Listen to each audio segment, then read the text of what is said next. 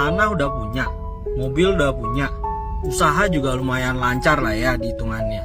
Banyak orang nanya sama gue, kok lu belum beli rumah atau lu gak mau coba nyicil rumah? Nah ini nih jawaban gue ya. Gue termasuk orang yang memang hitung-hitungan atau gue paling gak suka sebenarnya pinjaman ke bank. Termasuk usaha gue sendiri. Usaha gue itu gue mulai dari nol. Maksudnya bukan dari pinjaman orang tua atau pinjaman bank. Karena menurut gue ketika usaha itu gue mulai dari pinjaman bank, itu akan berdampak buruk ke guanya karena gue harus ngejar tuh tiap bulan seperti apa, sedangkan jualannya belum ada. Begitu juga rumah. Nah gue termasuk orang yang nggak mau ambil riba.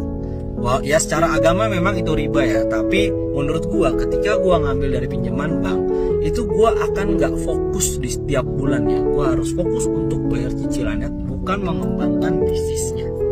Nah inilah yang jadi problem gue. Kenapa gue nggak mau nyicil rumah? Gue lebih baik bayar cash. Nah selain itu, kenapa gue pengen bayar cash? Rumah itu termasuk ke dalam kos yang setiap hari, setiap bulannya atau setiap harinya kita harus bayar. Contohnya renovasi rumah atau bayar PBB. Terus kalau ada rusak segala macam kita harus perbaiki dan kita cari tahu detailnya. Dan menurut gue itu kos banget ya.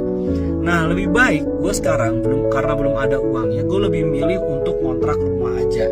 Kenapa ngontrak rumah? Karena kos gue nanti akhirnya cuman listrik doang, air, bayar pembantu. Gak perlu gue harus bayar PBB, gue harus mikirin cicilan dengan bunganya, dan itu akhirnya malah menguras duit gue.